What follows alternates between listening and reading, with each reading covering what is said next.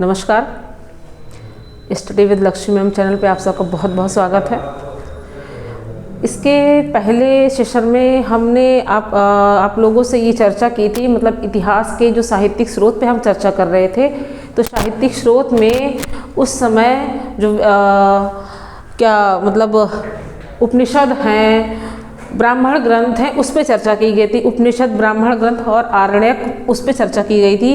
क्योंकि एक ही वीडियो में पूरे साहित्यिक स्रोत को समाहित करना मतलब वीडियो बहुत बड़ा हो जाता है, इसलिए वीडियो ज़्यादा बड़ा ना हो, आप लोग भी उससे अच्छे तरीके से देख सके, पढ़ सके, इसलिए छोटे वीडियो बनाए जा रहे हैं कई पार्ट में। तो उसी में ब्राह्मण ग्रंथ और आरण्यक और इस उपनिषद के बाद में जो बात आती है उन्हीं के सारी, जैसे उसमें वेदांग आता है, दर्शन आता है, सूत्र आता है, पुराण आता है, उस टॉपिक पे आज हम चर्चा करेंगे। तो चलिए, ब्राह्मण हमने उसमें लास्ट आपको उपनिषद बताया था। उपनिषद तक जो वैदिक साहित्य है, यानी वेद से लेकर के जो उपनिषद तक के पार्ट लिखे गए हैं वो आपके वैदिक साहित्य से संबद्ध साहित्य होते हैं। क्लियर? वैदिक साहित्य यानी वेद को पढ़ने के लिए उन साहित्यों की रचना की गई थी, वो वेद से संबंधित है। जो ये साहित्य है ये वैदिक, इनको हम वैदिक साहित्य तो नहीं कहेंगे क्योंकि ये वेदों से संबंधित उस तरीके से नहीं थे जिस तरीके से वो सारे साहित्य से। तो आगे देखते हैं। तो इसमें आपका सबसे पहला जो आता है वेदांग आता है। देखिए, वेदांग उपनिषद के बाद में जो वेदांग होते हैं, वेदांग क्या है? देखिए, वेदांग के नाम से ही वेदांग, वेद के अंग, यानी ये कितने हैं? 6 हैं। वेदांग जो होते हैं 6 हैं, यानी कहने का मतलब है कि ये 6 हैं। अब ये 6 कौन कौन से होते हैं? तो देखिए, पहला जो होता है वो शिक्षा होता है। पहला क्या है? शिक्षा। शिक्षा के आगे देखिए लिखा है उच्चारण, यानी शब्दों को कैसे पढ़ा जाए, कैसे हम किस चीज़ का उच्चारण करते हैं, क्या नियम है, क्या विधि है उच्चारण की, उस शिक्षा की क्या नियम है, क्या विधि है, उसका जो हम उसके बारे में सीखते हैं उसको हम शिक्षा से सीखते हैं। इसलिए एक शब्द में कहा जाए उच्चारण, तो उच्चारण हम कहाँ से करते हैं? नाक से। अर्थात कहने का मतलब है कि जो शिक्षा की तुलना है वो नाक से की गई है। देखिए, जो वेदांग है ये 6 हैं, तो इन 6 की तुलना 6 के शरीर के 6 अंगों से की गई है। तो कभी कभी परीक्षा में ये पूछ भी लिया जाता है कि शिक्षा की तुलना किससे की गई है, तो शिक्षा की तुलना नाक से की गई है। उसके बाद दूसरा अंग आता है। दूसरा वेदांग है आपका कल्प। कल्प, देखिए कल्प के आगे लिखा है धार्मिक अनुष्ठान, यानी यज्ञ के समय में, यज्ञ के समय जो नियम यज्ञों में नियम जो प्रयुक्त होते हैं, जिस नियम के अंतर्गत यज्ञ वगैरह करते हैं, धार्मिक अनुष्ठान करते हैं, नियम मंत्रों का जाप करते हैं, उन सब चीज़ों का उल्लेख कहाँ है? तो कल्प में है। और हम यज्ञ अनुष्ठान, धार्मिक अनुष्ठान, जितने भी सारी चीज़ें वो किससे करते हैं? वो हाथ से करते हैं। तो जो कल्प की तुलना है वो हाथ से की गई है। आगे तीसरा है निरुक्त। निरुक्त के आगे लिखा है व्युत्पत्ति, यानी कहने का मतलब है कि शब्द जो होते हैं वो क्यों होते हैं, कहाँ से बने हैं, कैसे उत्पन्न हुए हैं, तो वो सारी जो शब्दों की व्युत्पत्ति है वो इस निरुक्त के अंतर्गत आती है। तो इसकी तुलना किससे की गई है? कान से की गई है। आगे है चौथा व्याकरण। देखिए, व्याकरण तो हम आप जानते ही व्याकरण क्या होता है। इसी में देखिए व्याकरण के आगे लिखा है शब्दों का विश्लेषण। शब्दों का विश्लेषण यानी व्याकरण में कैसे शब्दों का विश्लेषण हुआ है, संधि क्या है, समास क्या होते हैं, उपसर्ग क्या है, प्रत्यय क्या है, वो सारी चीज़ें आपको यहाँ व्याकरण में देखने को मिलती है। तो हम इन सब चीज़ों का उच्चारण कहाँ से करते हैं, हम पढ़ते कैसे, संधि का उच्चारण, समास का उच्चारण कहाँ से करते हैं, कैसे पढ़ते हैं? तो मुख से पढ़ते हैं। अर्थात व्याकरण की तुलना किससे की गई है? मुख से की गई है। अगला आता है छंद। छंद, अब छंद क्या है? देखिए आगे छंद शास्त्र लिखा है, यानी जो भी रचनाएं हुई थी उसमें कौन कौन से छंद प्रयुक्त हुए थे। जैसे उस समय गायत्री छंद थे, वृहति छंद थे, वितुष्टभ छंद थे।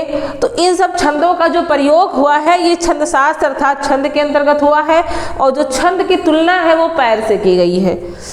अगला लास्ट है ज्योतिष, यानी ज्योतिष शास्त्र क्या होता है, कैसे होता है, यानी देखिए आगे लिखा है खगोल विज्ञान। खगोल विज्ञान जैसे जो पंडित वगैरह होते हैं, जैसे कुछ अगर कोई चीज़ हम लोगों को शुभ कार्य करना होता है तो हम लोग पंडित से पूछने जाते हैं, तो वो कुछ अपना देखते हैं, ज्योतिष शास्त्र टाइप का कुछ देखते हैं सारी चीज़ करके, तो वो तिथि वगैरह सही बताते हैं। तो वही सारी चीज़ें हैं, या जो लोग भविष्य बताते हैं, तो जो ये सारी चीज़ें हैं ये ज्योतिष के अंतर्गत होती हैं। तो ज्योतिष के जो इसकी जो तुलना है वो शरीर के किस अंग से है, आँख से की गई है। तो ये चीज़ याद रखिएगा कि किसकी तुलना किन अंगों से की गई है, अर्थात 6 वेदांग हैं और इनकी तुलना शरीर के 6 अंगों से। जैसे एक बार फिर से रिपीट कर लीजिए, शिक्षा की तुलना नाक से, कल्प की हाथ से, निरुक्त की कान से, व्याकरण का मुख से, छंद का पैर से और ज्योतिष की तुलना आँख से की गई है। तो आगे बढ़ते हैं, ये हो गए आपके 6 छंद। अब देखिए छंद की रचना, देखिए छंद की जो रचना है, वेदांग की जो रचना है वो सूत्र शैली में हुई है। किस शैली में, सूत्र शैली में की गई है। और ये जो वेदांग है ये कब लिखे गए हैं, ये तो 600 से 200 ईसा पूर्व के बीच में वेदांगों की रचना हुई है। आगे बढ़ते हैं, देखिए लिखा है कि जो वेदांग है इनका क्रमबद्ध इतिहास जो है, क्रम से विवरण, इतिहास नहीं कह सकते, वेदांग का क्रम से विवरण, यानी किसके बाद कौन से वेदांगों की रचना हुई है, क्या नाम है इनके, छंदों के नाम क्या क्या हैं, वेदांग के नाम और वेदांगों का जो विवरण मिलता है वो सर्वप्रथम कहाँ मिलता है, मुंडक उपनिषद में मिलता है। क्लियर, याद रखिएगा, वेदांग के नाम, क्रम, यानी इनके नाम क्या है और इनके क्रम क्या है, इनका सर्वप्रथम उल्लेख कहाँ मिलता है, तो मुंडक उपनिषद में मिलता है। आगे वेदांग के बाद में हम आते हैं दर्शन पर। देखिए पुराण सबसे बाद में है, इसलिए हम इसको सबसे लास्ट में समझाएंगे। दर्शन भारतीय साहित्य में जो है वो 6 दर्शन की व्याख्या ही हमको मिलती है, यानी भारतीय साहित्य में 6 दर्शन है, इसलिए इसको षड दर्शन भी कहते हैं। क्या कहते हैं इसको, षड दर्शन। षड मतलब होता है 6, यानी ये दर्शन 6 है, इसलिए इनको षड दर्शन भी कहा जाता है। अब देखिए इसमें पहला दर्शन जो है, सबसे प्राचीन दर्शन, पहला दर्शन योग दर्शन है, और योग दर्शन के प्रवर्तक पतंजलि है, यानी 6 दर्शन है और 6 के गुरु हैं, ऋषि हैं या प्रवर्तक हैं। देखिए योग दर्शन के प्रवर्तक पतंजलि हैं। इसके बाद आता है सांख्य दर्शन के प्रवर्तक कपिल हैं। फिर न्याय दर्शन के प्रवर्तक कौन है, गौतम ऋषि हैं। फिर पूर्व मीमांसा दर्शन है, चौथा दर्शन है। पूर्व मीमांसा के प्रवर्तक कौन है, तो जैमिनी है। फिर आता है उत्तर मीमांसा के प्रवर्तक कौन है, तो बादरायण है।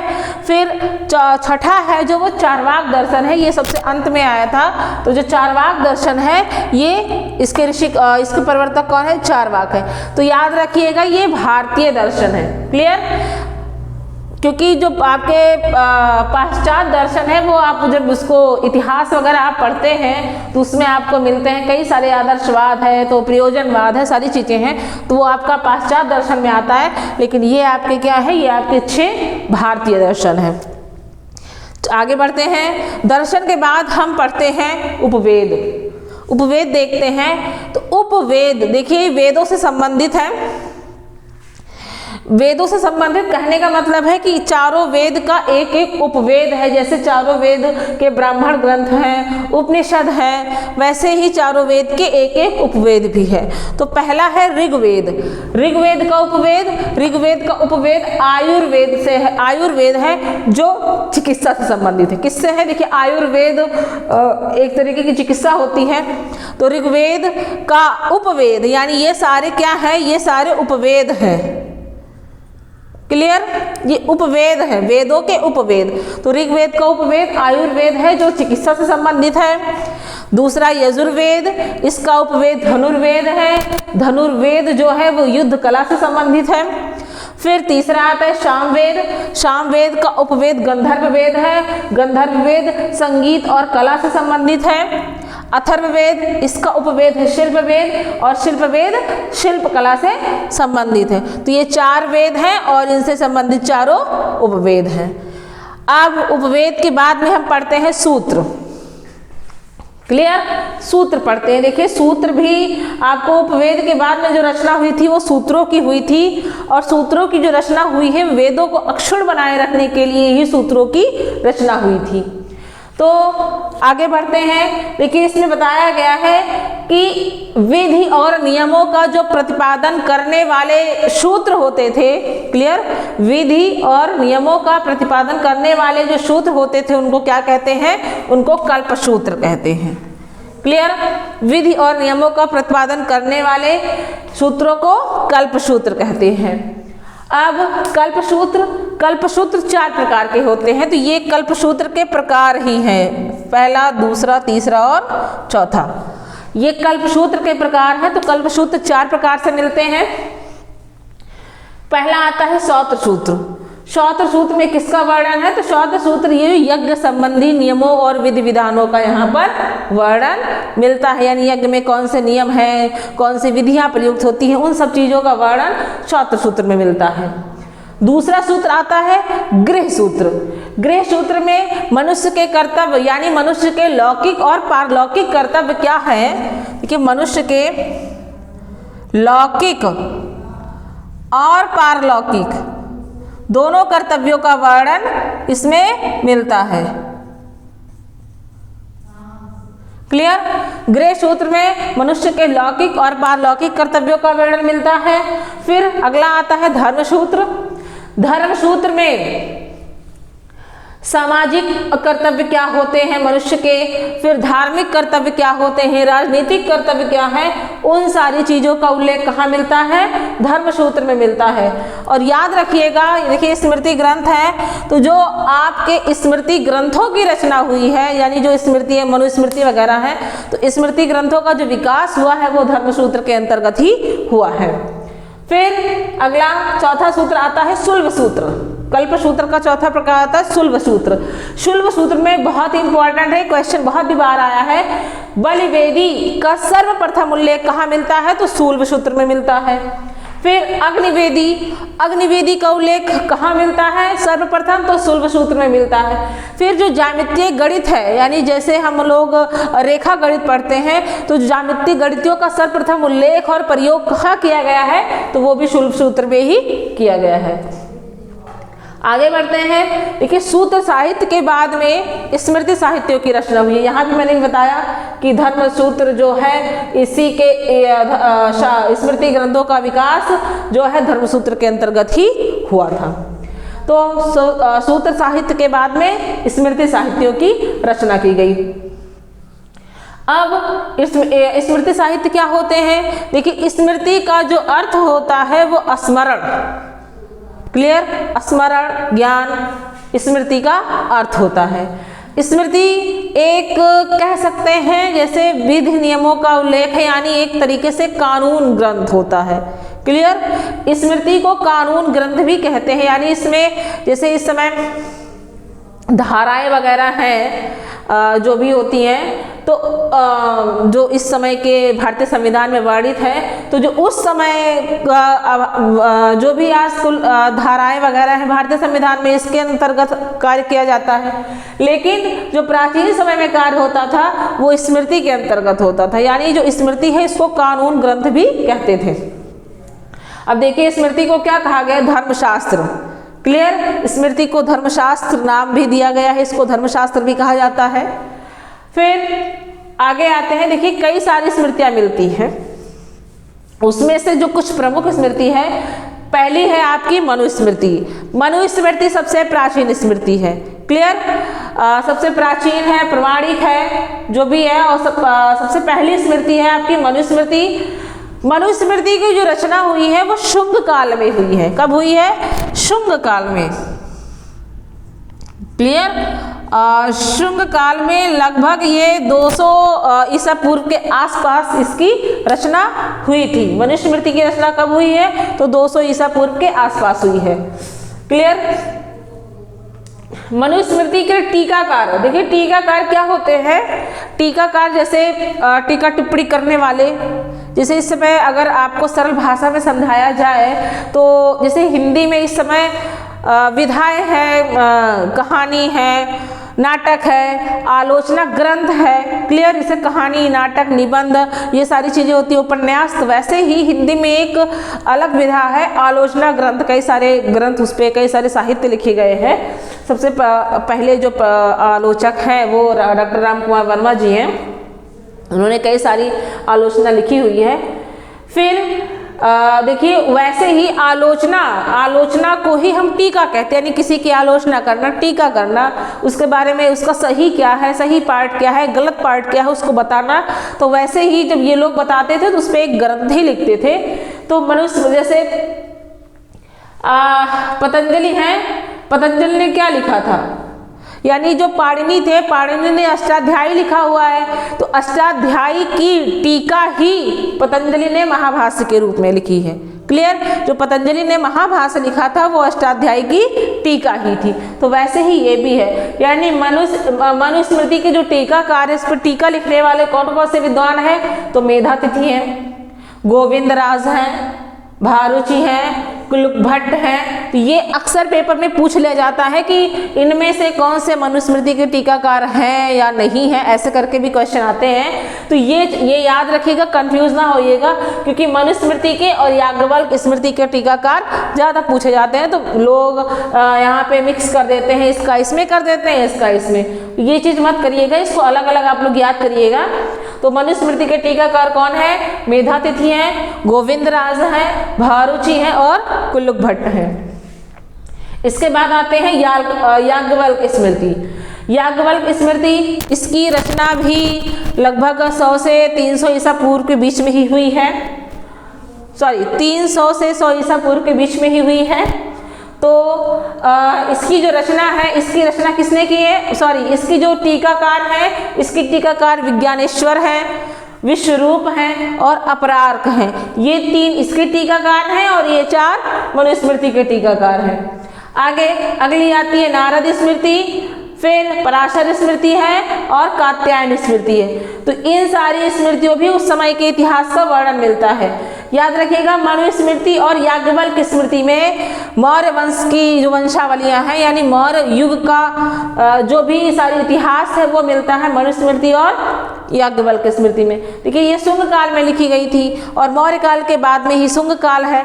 तो मौर्य वंश का इतिहास मनुस्मृति और याज्ञवल्क्य स्मृति में मिलता है, और गुप्त वंश का इतिहास नारद और पराशर स्मृति में मिलता है। तो ये स्मृतियों के प्रकार हैं। स्मृति के बाद में जो ग्रंथ लिखा गया था, जो साहित्य लिखा गया था, वो पुराण है। क्लियर, पुराण कितने हैं, तो पुराण जो प्रमाणिक तौर से है वो 18 पुराण है। क्लियर, 18 पुराण है, जिसमें से कई सारे पुराण हैं जो बहुत प्रसिद्ध हैं, जिसमें कई सारी चीज़ें मिलती हैं। आगे देखते हैं, पुराण 18 हैं। पुराण की रचना किसने की है, तो पुराण की रचना ऋषि लोमहर्ष और उनके पुत्र उग्रश्रवा ने की थी। उग्रश्रवा ने, ये इनके रचनाकार हैं। क्लियर, पुराणों की रचना किसने की है, लोमहर्ष ऋषि लोमहर्ष ने और उनके पुत्र उग्रश्रवा ने की है। फिर आगे बढ़ते हैं। देखिए, इसमें जो सबसे प्रमाणिक पुराण है, इसमें पहला हम दूसरा तो नहीं बता सकते हैं क्योंकि ये कहीं उल्लेख नहीं मिलता है कि पहला कौन है और अंतिम कौन है, लेकिन ये कंफर्म है कि जो मत्स्य पुराण है, क्लियर, मत्स्य पुराण है, ये सबसे प्राचीन और सबसे प्रमाणिक है। क्लियर, इसमें जिन भी चीज़ों का उल्लेख हुआ है वो प्रमाणिक तौर पे स्पष्ट रूप से मिलती है। तो मत्स्य पुराण सबसे प्राचीन और सबसे प्रमाणिक है। इसके बाद में आते हैं, देखिए, मत्स्य पुराण, वायु पुराण, विष्णु पुराण, भागवत पुराण और ब्रह्म पुराण। ये ऐसे 5 पुराण हैं जिनमें राजाओं की वंशावलियाँ प्राप्त होती हैं, यानी इसमें कई सारे वंशों का उल्लेख है। क्लियर, तो इसमें राजाओं की वंशावलियाँ, ये 5 पुराण है। कहीं भी आपको कभी पूछा जा सकता है कि कौन से ऐसे पुराण हैं जिसमें राजाओं की वंशावलियाँ मिलती है, तो मत्स्य पुराण, वायु पुराण, विष्णु पुराण, भागवत पुराण और ब्रह्म पुराण है जिसमें राजाओं की वंशावलियाँ मिलती हैं। अब बात आती है किसमें कौन कौन से राजा की मिलती है, तो जो आपका विष्णु पुराण है, विष्णु पुराण में मौर्य और गुप्त। क्लियर, विष्णु पुराण में आपके मौर्य वंश, के वंशावली और गुप्त वंश की वंशावली मिलती है कहाँ पर? तो आपके विष्णु पुराण में मिलती है। क्लियर? ये चीज़ याद रखिएगा, विष्णु पुराण में मौर्य और गुप्तों का इतिहास मिलता है। फिर हम आगे पढ़ते हैं वायु पुराण। वायु पुराण में क्या मिलता है? तो वायु पुराण में शुंगों का इतिहास, शुंग और गुप्त। क्लियर? वायु पुराण में शुंग और गुप्त वंश का यानी यहाँ के राजाओं की वंशावलियाँ मिलती हैं, और विष्णु पुराण में मौर्य और गुप्तों का विवरण मिलता है। इसके साथ ही विष्णु पुराण में जो उस समय के प्राचीन भारत के पर्वतों का उल्लेख है, यानी 7 प्रमुख पर्वतों का उल्लेख विष्णु पुराण में मिलता है, जिनमें से सबसे ज़्यादा प्रमुख सुमेरु पर्वत था। क्लियर? तो उसका विवरण भी यही विष्णु पुराण में मिलता है। आगे बढ़ते हैं, देखिए मत्स्य पुराण। भारतवर्ष को कई नामों से जाना जाता है। क्लियर? तो भारतवर्ष को कई नामों से जाना जाता है, लेकिन उस समय भारतवर्ष के 9 नाम थे। तो जो 9 नाम है, उन 9 नामों का उल्लेख कहाँ मिलता है? तो वो मत्स्य पुराण में मिलता है, भारतवर्ष के 9 नामों का उल्लेख। तो ये हो गया पुराण, ये आपका साहित्यिक स्रोत है। इन सब ये जो भी चीज़ें बताई गई हैं, जैसे वेदांत, दर्शन, उपवेद, सूत्र और स्मृति तथा पुराण, इन सब चीज़ों का आप लोग अध्ययन करिएगा। और जो भी क्वेश्चन आपको इसमें, जो भी पॉइंट आपको समझ में नहीं आया होगा, या हो सकता है हमसे भी कुछ पॉइंट छूट गया हो, तो उसको आप लोग कमेंट बॉक्स में जाके बता सकते हैं, और आप इसका अध्ययन करिएगा। तब तक के लिए बहुत बहुत धन्यवाद।